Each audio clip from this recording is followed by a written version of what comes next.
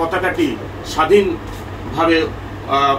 দেশে স্বাধীনভাবে উঠতো না। এখন স্বাধীন দেশে এই আগমনরা এই পতাকার মাধ্যমে এই পতাকার সাথে আমাদের মাধ্যমে বেঁচে থাকবে। আমি আবারও শহীদের যে বাবাকে আমি দোয়া করবো যেন তার পরিবার এই শোক সহ্য করবার ক্ষমতা আল্লাহ তাদেরকে দেন, এবং আমরা সবাই এই শহীদের আত্মার মাগফিরাত কামনা করব এবং দোয়া করব যাতে আল্লাহ যে প্রতিশ্রুতি দিয়েছেন আমরা হাদিস কোরআন থেকে যতটুকু জেনেছি তাকে যেন সেই সর্বশ্রেষ্ঠ স্থানে সেই জান্নাতুল ফেরদৌসে তাকে আসে।